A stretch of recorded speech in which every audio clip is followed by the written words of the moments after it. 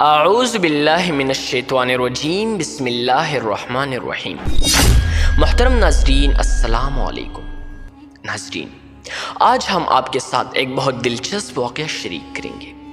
یعنی جب شیطان کی اولاد عاجز ہو گئی تو پھر ابلیس نے خود حضرت ذوالکفل علیہ السلام کے ساتھ کیا چال چلایا، اور حضرت ذوالکفل علیہ السلام کے بارے میں جو غلط فہمیاں ہیں وہ بھی آج کی ویڈیو میں دور کی جائے گی۔ تو آج کی ویڈیو بہت زیادہ دلچسپ ہونے والی ہے، اس لیے ویڈیو کو آخر تک ضرور دیکھ لیجئے۔ چلیے ویڈیو کی طرف چلتے ہیں۔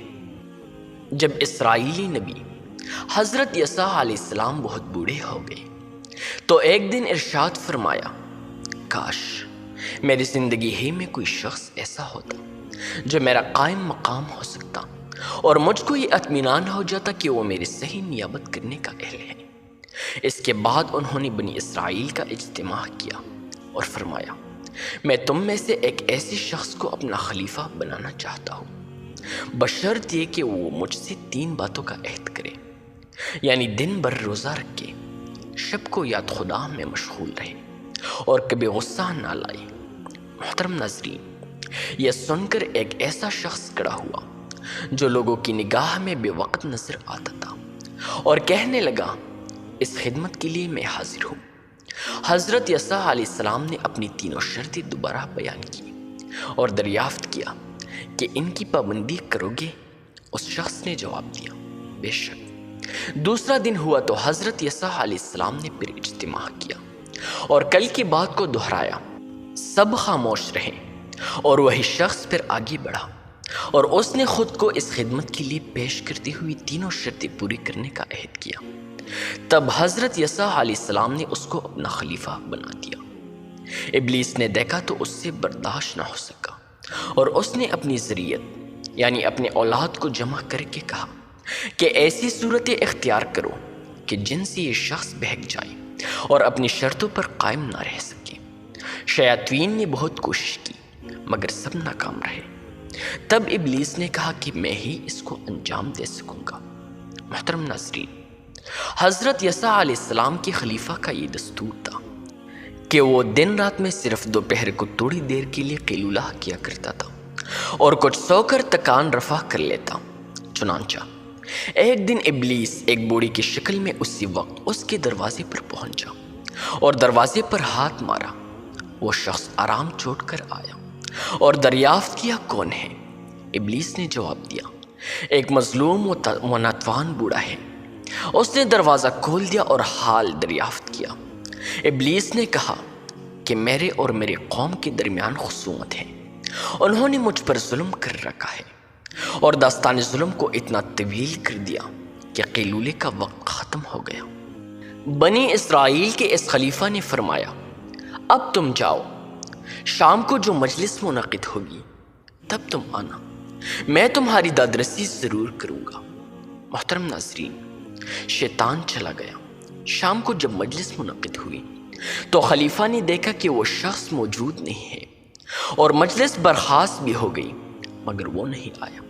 صبح کو جب پھر مجلس میں بیٹھا تو 4 جانب غور سے دیکھا کہ شاید اب آیا ہو مگر اس کو نہ پایا۔ مجلس برخاست ہونے پر جب اس نے قیلولی کے لیے تنہائی اختیار کی تو پھر کسی نے دروازے پر دستک دی۔ اس نے جب دروازہ کھولا تو اسی بوڑھی کو موجود پایا اور اس نے کل کی طرح پھر گفت و شنید کی۔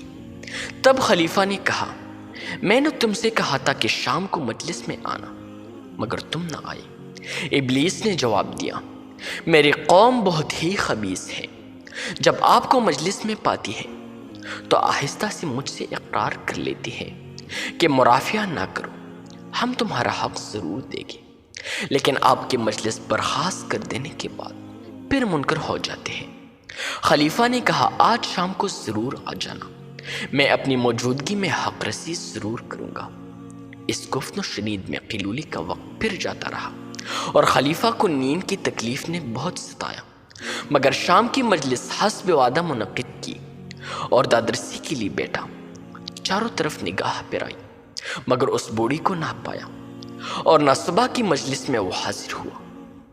تب تیسرے دن جب نیند کے غلبے نے عاجز کر دیا تو خلیفہ نے اہل خانہ کو حکم دیا کہ آج دروازے پر خواہ کوئی شخص بھی آئے، قیلولی کے وقت دروازہ ہرگز نہ کھولیے۔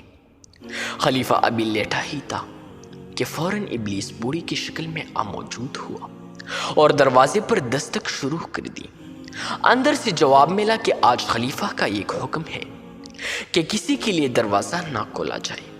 ابلیس نے کہا، میں 2 روز سے اپنے ایک اہم مسئلے میں حاضر ہو رہا ہوں اور خلیفہ نے مجھ کو اس وقت بلایا تھا، اس لیے دروازہ کھول دو۔ مگر دروازہ نہ کھلا، لیکن اہل خانہ نے دیکھا کہ باہر کا دروازہ بند ہونے کے باوجود وہ شخص اندر موجود ہے اور خلیفہ کے کمرے کے دروازے پر دستک دے رہا ہے۔ خلیفہ نے دروازہ کھولا اور گھر والوں سے کہا، میں نے تم کو منع کر دیا تھا کہ آج دروازہ نہ کھولنا، پھر یہ شخص کیسے داخل ہو گیا؟ ساتھ ہی دروازے پر نظر گئی تو اس کو بند پایا اور بوڑھے کو اپنے قریب دیکھا۔ تب خلیفہ حقیقت حال کو سمجھا اور اس نے ابلیس کو مخاطب کر کے کہا، خدا کی دشمن، کیا تو ابلیس ہے؟ ابلیس نے کہا، ہاں میں ابلیس ہوں۔ تو نے مجھ کو جب ہر طرح تکا دیا اور میری اولاد کسی طرح تجھ پر قابو نہ پا سکی، تب میں نے آخری صورت یہ اختیار کی تھی تاکہ تجھ کو غضبناک بنا دوں اور افائی شروط میں ناکام بنا دوں، مگر افسوس کہ میں خود ہی ناکام رہا۔ محترم ناظرین، اس واقعے کی بنا پر اللہ تبارک و تعالی نے اس کو ذی الکفل کے نام سے مشہور کر دیا، اس لیے کہ اس نے جن شرائط کا حضرت یسوع علیہ السلام سے تکفل کیا تھا اس کو پورا کر کے دکھایا۔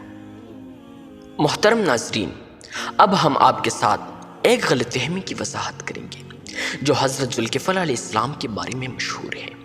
جیسا کہ امام احمد بن حنبل رحمۃ اللہ علیہ نے اپنے مسند میں حضرت عبداللہ بن عمر رضی اللہ عنہ سے ایک روایت نقل کی ہے، وہ کہتے ہیں کہ نبی اکرم صلی اللہ علیہ وآلہ وسلم نے ایک مرتبہ ارشاد فرمایا، بنی اسرائیل میں ایک شخص کفل تھا، انتہا درجے کا فاسق اور فاجر۔ ایک مرتبہ اس کے پاس ایک حسین و جمیل عورت آئی۔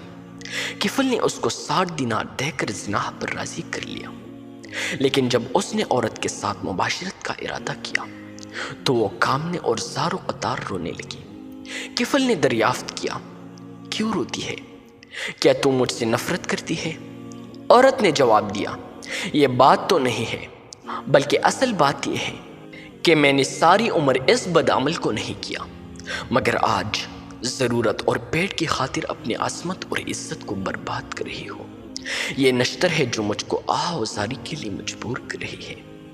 کفل نے جب یہ سنا تو فوراً اس سے الگ ہو گیا اور کہنے لگا، جو کار بد تو نے کبھی نہیں کیا، آج وہ محض فقر و فاقے کی خاطر کرے، یہ کبھی نہیں ہوگا۔ جا عصمت اور عزت کے ساتھ اپنے گھر واپس جا، اور یہ دینار بھی تیرے ملک ہے، ان کو اپنے کام میں لا۔ اور پھر کہنے لگا، قسم بخدا، آج کی گھڑی سے کفل اب کبھی خدا کی نافرمانی نہیں کرے گا۔ محترم ناظرین، حسن اتفاق کی اسی شب میں کفل کا انتقال ہو گیا اور صبح کو لوگوں نے دیکھا کہ غیب کے ہاتھ نے اس کے دروازے پر یہ بشارت لکھ دی ہے کہ کفل کو بلا شبہ خدا نے بخش دیا۔ محترم ناظرین، اس روایت میں ذوالکفل نہیں بلکہ فقط کفل مذکور ہے، اور یہ حضرت ذوالکفل علیہ السلام کے سوا دوسرا کوئی شخص ہے، اس لیے یہ مغالطہ نہیں ہونا چاہیے کہ یہ حضرت ذوالکفل علیہ السلام کا واقعہ ہے۔ محترم ناظرین، اگر آپ کو ہماری آج کی ویڈیو پسند آئی تو ہمیں کمنٹ سیکشن میں ضرور بتا دیجیے تاکہ ہم آپ کے ساتھ قصص الانبیاء مزید جاری رکھیں۔ شکریہ۔